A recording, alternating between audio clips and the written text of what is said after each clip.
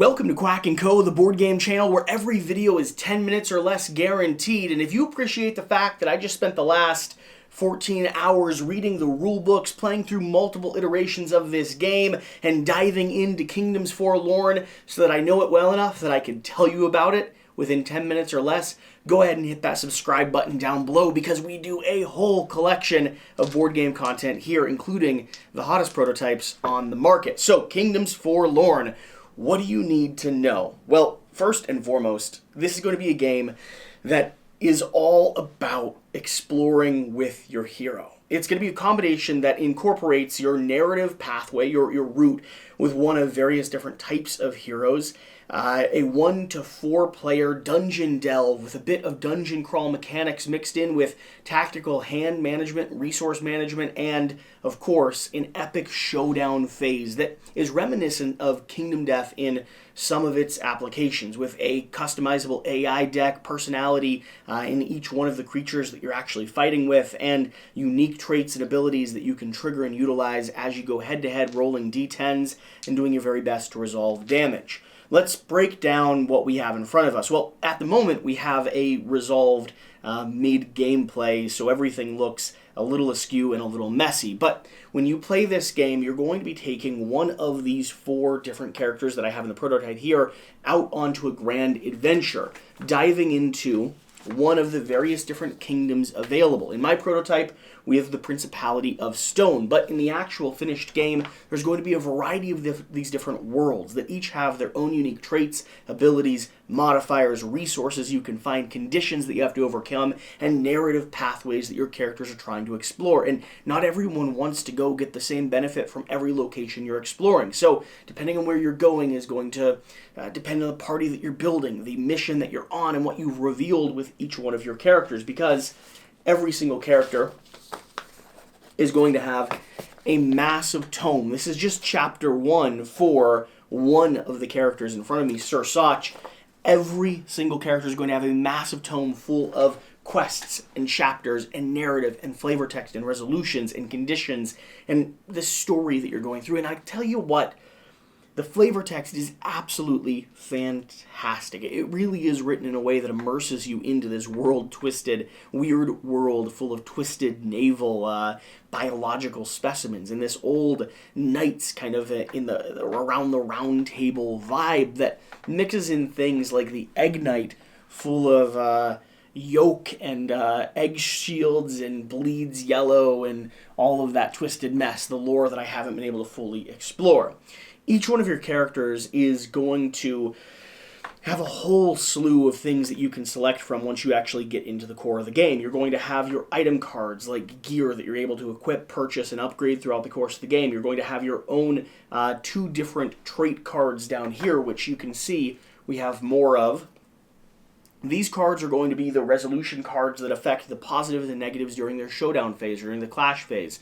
Depending on how much damage you've taken, certain elements of your character will escalate, giving you more power, more resources to spend, more abilities to utilize the weaker that you get. And combined with that, depending on how strong you get or how many times you've actually activated, you're going to have a thing that starts triggering more and more special token abilities, and they all escalate on top of each other, giving you a ton of random powerful growth throughout the course of the game. This is not a game that likes to beat you up without giving you something fun to play with as you continue on.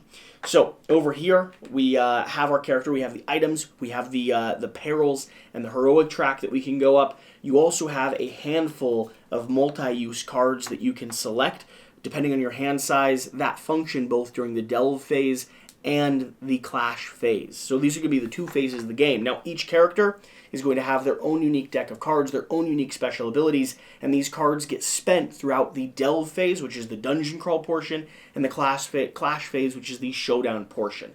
Let's talk about the delve phase first. The very first phase of the game is going to be you venturing into one of these different kingdoms, one of these different realms, revealing a whole series of different cards. These cards are going to be north, south, east, and west on each corner, and they're going to have different quest icons, modifiers, abilities, places you can interact with, points of interest, and amazing, fantastic artwork. And depending on the size of the card that you're exploring, we have some medium cards here, some small cards here, and some large cards here. You'll be placing these cards down adjacent to one another so their entrances and exits line up according to, well, what those cards say exists in each of those angles.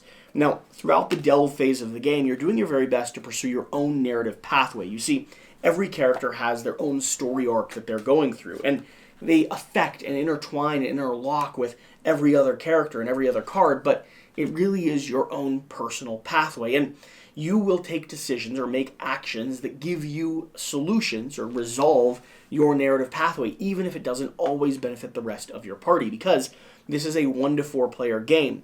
Once this game is finished in your hands, you'll be able to run it with one individual character, 2 characters, 3 characters, or all the way up to where the prototype that I have in my hand runs at 4 characters with all of their stories twisting, interlocking, and interweaving with each other as you play. So, in this delve phase, you're exploring the landscape. You're flipping different delve cards, going in different directions, and gaining resources based on where you decided to explore. Sometimes helping the party, oftentimes trying to manage the threat and the curse track, and trying to pursue your own narrative story.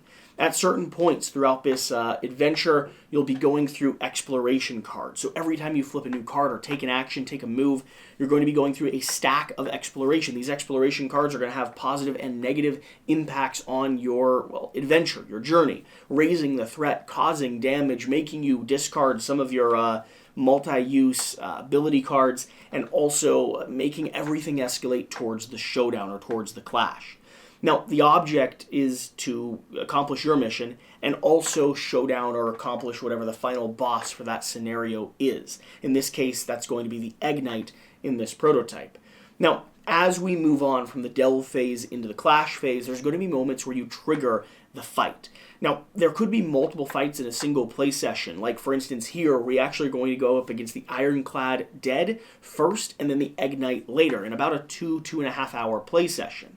Now, the Ironclad function as a mob, and the mob is going to have a whole row of cards around the top area where you target one at a time, revealing how strong they are, what their reaction is, but playing AI cards from a collective deck that makes them all interact with you.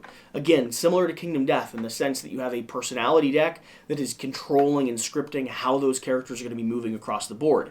Now, with a mob, you're fighting individual locations, individual units that have their own special abilities and conditions and reactions that happen when you fight them. With the Egg Knight, you're actually going to be fighting his specific body parts, ripping off his arms, legs, cracking his skull, letting the oak or yolk spill forward. That's the difference between the two functionalities of the decks. Now, unlike Kingdom Death, where the deck or the hit location actually controls the health, in this case, in Kingdoms Forlorn, your deck is going to escalate alongside you. So every time you do damage, create a wound, get closer to your objective, you're going to gain power and strength, making you stronger and giving you the ability to do extra attacks, extra damage, extra cool abilities.